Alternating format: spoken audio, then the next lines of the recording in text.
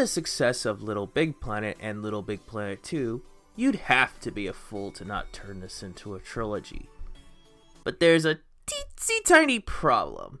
Media Molecule, the creators of Little Big Planet, decided to step away from this franchise. So they decided to pass their work to Sumo Digital, and they began work on their brand new IP, Sandpit. Sandpit is what happens when Rex Kroll suggests that they make a papercraft world where one can make paper objects with their finger. Sandpit was also an open world game at one point in development. It was later downscaled and it was retitled Tearaway.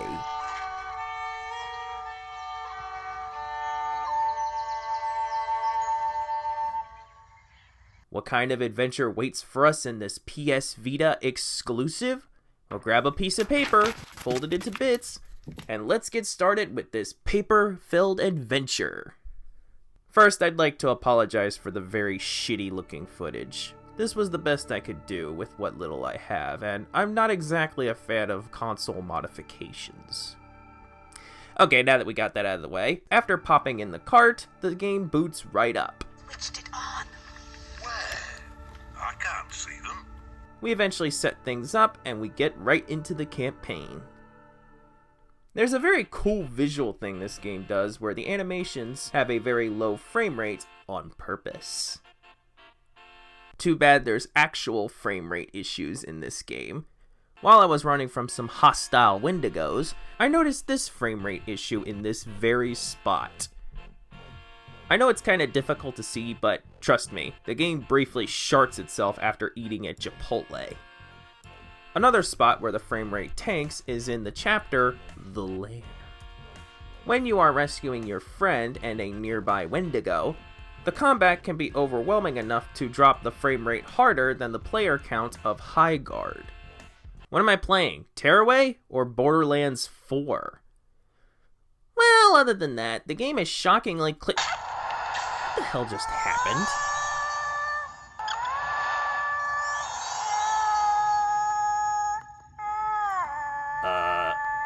Hello? There it goes. That was a weird glitch. And that's about it. That's all the issues that I really had with Tearaway's main campaign. Media Molecule has made another banger.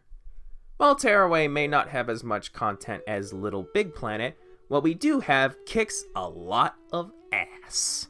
It's a nice little adventure platform with a few gameplay affecting issues and a lot of charm.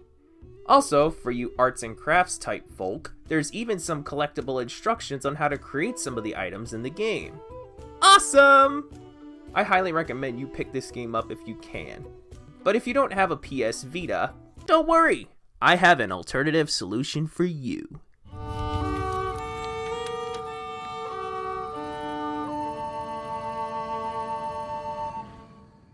Tearaway Unfolded started off as just a PS4 controller test that later morphed into an expanded remake.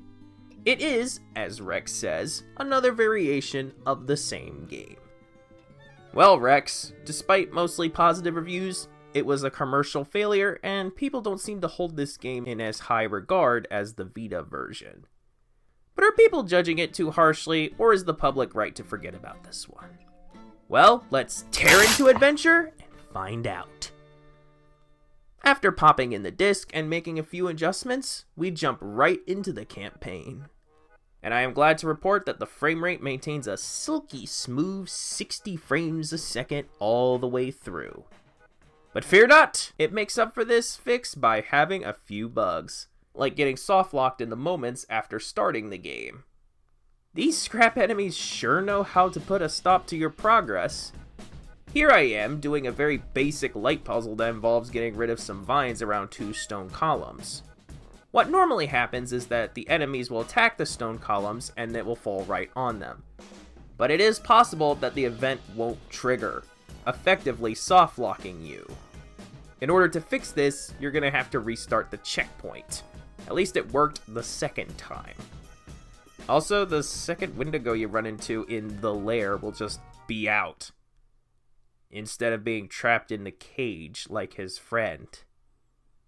Is he a Time Lord? I also found this. Anybody down for some flying fish?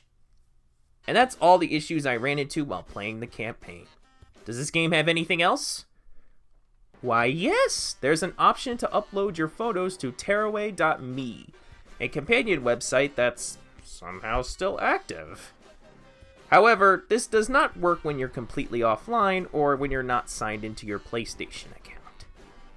Also, the arts and crafts feature from the Vita version has been carried over into this game. Sweet! And that's about it in terms of the contents on the disc. Media Molecule really knocked it out of the park with this one. While this game does have its flaws, like that game-breaking bug I ran into, it is still a very charming adventure. It's also really nice that it carries over all the content from the Vita game. If you can't find the game on the Vita or don't have a Vita at all, it is nice to know that you're missing almost nothing. I also recommend that you pick this game up, although which version of the game you get is ultimately up to you.